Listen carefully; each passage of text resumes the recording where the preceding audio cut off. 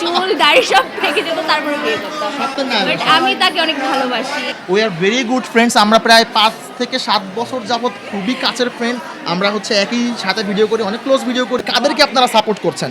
একটা লোক হঠাৎ করে বিশাল বড় চুল রেখে লাফালাফি করতেছে, ভাইরাল করতেছেন। মেয়ের মতো আচরণ করতেছে, তাকে আপনারা ভাইরাল করতেছেন।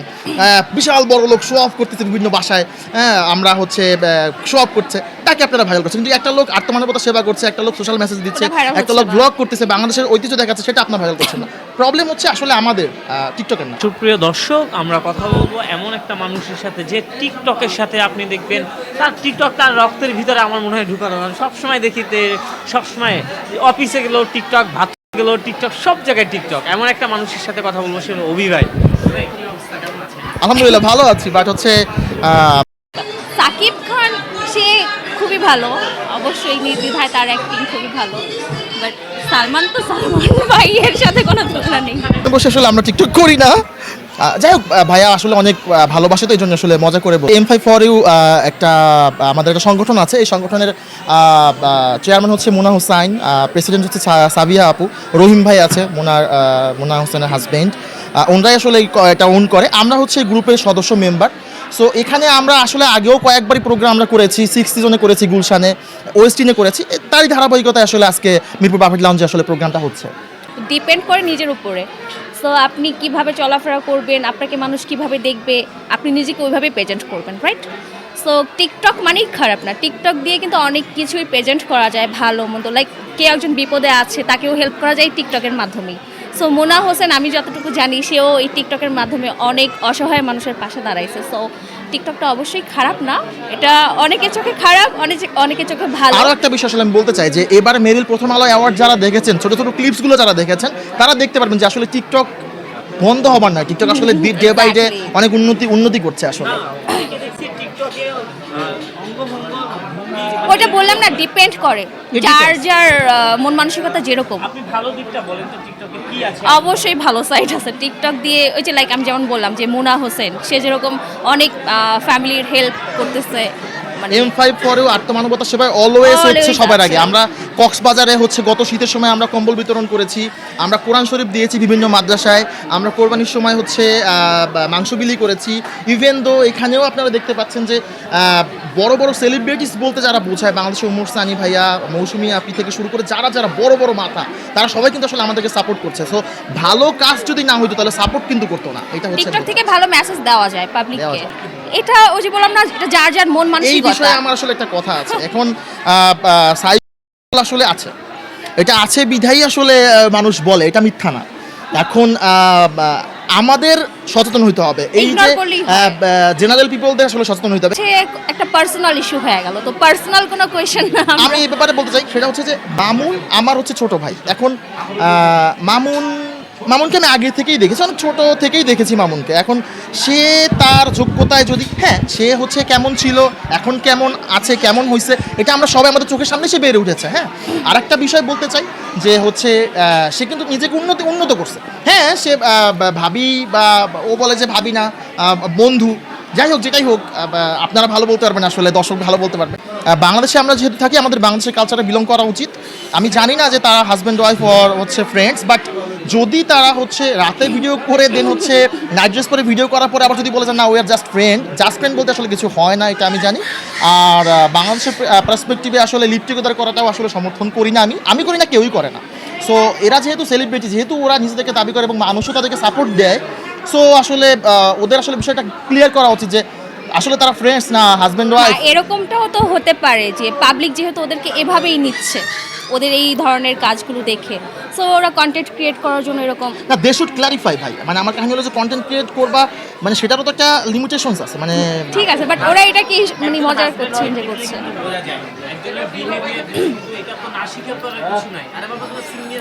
এখন ভাই তারা স্বীকার করবে না, আপনি জোর করে স্বীকার করাবেন? না, এটাই আমি হচ্ছে বলতে চাচ্ছি যে যারা, মানে আমার কথা হচ্ছে যে ভাই হাজব্যান্ড ওয়াইফ হলে আমাদের কেন কারোর কোনো সমস্যা নেই, ফ্রেন্ডস হলেও কারো কোনো সমস্যা নেই, আমরা সব তো দেখতে পাচ্ছি, সব তো আসলে ক্রিস্টাল ক্লিয়ার, এখানে তো কোনো লুকানো চিউরার কিছু নাই। সো যেটাই করেন ক্লারিফাই করে করেন। আপনারা হচ্ছে অনেকের কাছে সেলিব্রিটি, আমাদের কাছে আইডল এরকম বলা হয়, যেহেতু আপনি ছোটো থেকে অনেক বড় নিজের চেষ্টা করছেন, সো এটা ক্লারিফাই করে দেন, এটা ভালো। তো এই ধরনের সমালোচনা আসলে হবে না। মানে এক্সাম্পল আমাদের অলমোস্ট 5 ইয়ার না আরও বেশি হবে আমাদের ফ্রেন্ডশিপ। এটা জানেন যে টিকটক থেকে অনেক ফ্রেন্ডস হয়ে গেছে, পরে একসাথে গ্রুপ হয়ে সে হয়তোবা কিশোর গ্যাংয়ের সাথে জড়িয়ে যায়, এটা নিয়ে কয়েকদিন আগে একটা নিউজ হয়েছে। আপনি এটা একটা ব্যাপার হচ্ছে, আমি বলি সেটা হচ্ছে যে হ্যাঁ, এটা এখনও দেখছি এরকম। এটা রিসেন্ট টাইমস খুব মাথাচাড়া দিয়ে উঠেছে। এটা আসলে আমি বললে আসলে অনেকের কাছে খারাপ হয়ে যাবো, বাট রিসেন্ট টাইমস আমি যেটা দেখছি সেটা হচ্ছে যে কিশোরগঞ্জ, ময়মনসিংহ, এইসব জায়গায় মানে, এবং উত্তরার একটা সাইডে আসলে এরকম একটা ব্যাপার আসলে হয়েছে। উত্তরাতে এরকম আগেও ছিল, বাট এটা আসলে হচ্ছে এই ধরনের কিশোর গ্যাং হয়ে আসলে অপরাধ প্রবণতা বাড়ে এবং হচ্ছে অপরাধ সংঘটিত হইতে পারে, এটা হয়, আগে পরে হয়েছে। আপনি যেটা মামুনি করে, মামুনও কিন্তু এরকম একটা কিশোরের মতো ছিল এবং মেরেছিল তাকে। হ্যাঁ, মামুন আসলে মার খেয়েছে। মামুনের ব্যাপারটা হচ্ছে কি, মামুন এবং অপু ওরা হচ্ছে আসলে নিজেকে আস্তে আস্তে তৈরি করছে। ওরা ভুল ছিল বাট নিজেকে এখন ওরা আস্তে আস্তে তৈরি করছে। অপু যেরকম ছিল একটা সময় ডে বাই ডে, সে জেলে পর্যন্ত তাকে নেওয়া হয়েছিল, এবং উত্তরায় সে কিন্তু আসলে অনেক মারামারি করেছিল, তার মানে যথেষ্ট রিউমার ছিল আমি জানি। তো তারপরে সে হচ্ছে নিজেকে ডেভেলপ করছে, এখন কিন্তু সে খুবই শালীন, কিন্তু একটা সময় সে কিন্তু ওরকম ছিল না। মামুনের অবস্থাও তাই, ডে বাই ডে নিজেকে আসলে উন্নত করেছে। একটা সময় তারাও ওরকম কিশোর গ্যাং ছিল, অপু মামুনকে মারতো, মামুন অপুকে যে মারতো, বাট এখন তারা আবার দেখেছে গুড ফ্রেন্ডস। এইটা ভালো লাগে। কি বলার যে ভাই, টিকটক থেকে আসলে বেশিরভাগ মানুষই খারাপ হয়ে যায় না।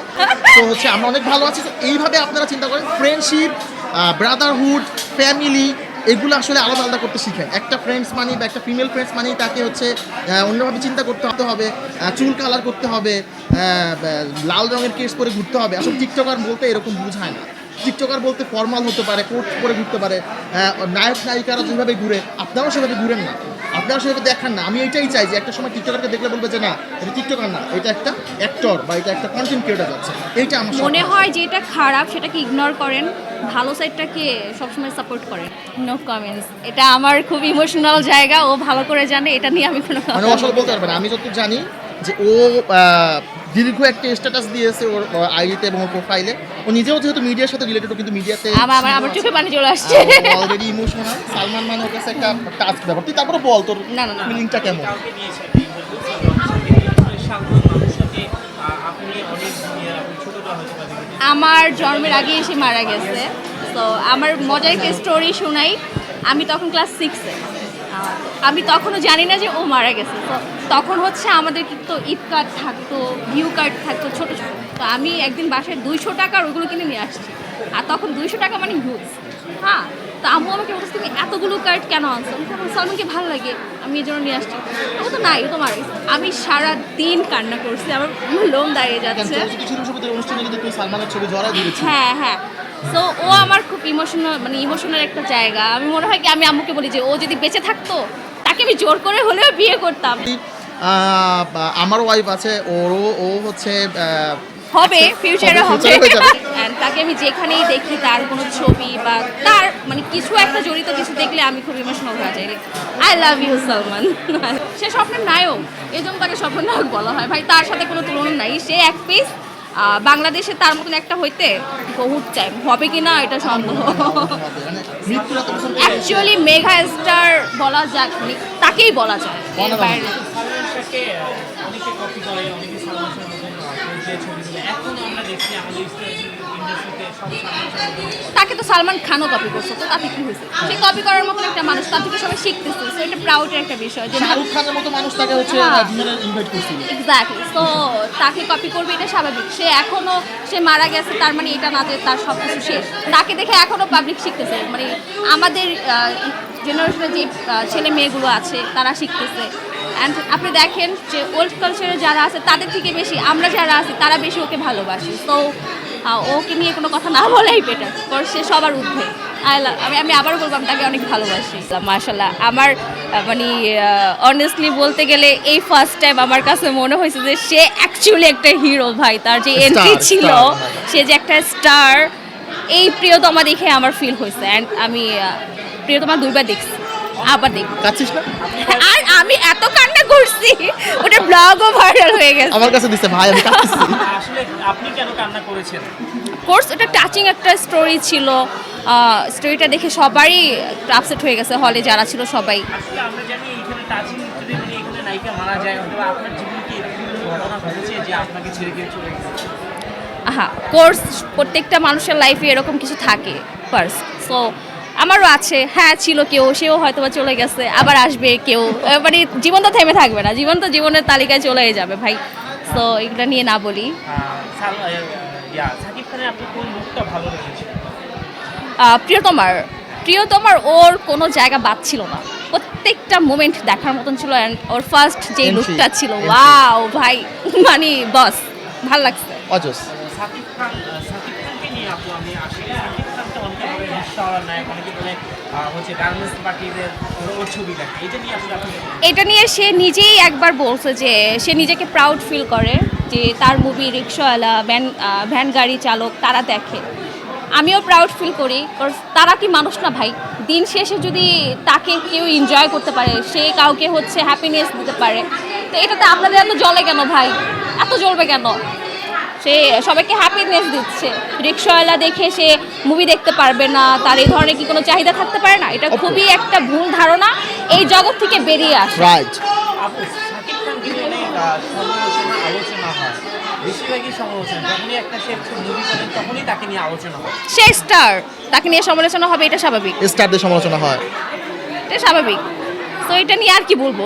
আপনি যেহেতু মিডিয়ার মানুষ, আপনাকে যদি কখনো কেউ অফার করে সাকিব খানের সাথে মুভি করবেন, কি বলবেন? না, যেহেতু আমি হচ্ছে মিডিয়া থেকে 1 বছর হয়ে গেছে বেরিয়ে চলে আসছি, সো এটা চান্স আর নাই। আর যখন করতাম অবশ্যই নির্দ্বিধায় তার সাথে আমি মুভি করতাম। এখন যদি বলা হয় যে সাকিব খান আপনার সুপারস্টার নায়ক, আপনার নায়ক হিসাবে কাজ করবেন, আপনি দেখবো চিন্তা ভাবনা করা যাবে, অবশ্যই সে সুপারস্টার, তার সাথে কাজ করতে কেনা চাইবে। আপনি খুবই অমায়িক মানুষ, আমার জানা মতে আপনি খুবই ভালো মন মানসিকতার মানুষ, এভাবেই কাজ করেন। আর যে যাই বলুক, আপনি আপনার কাজ করে যান।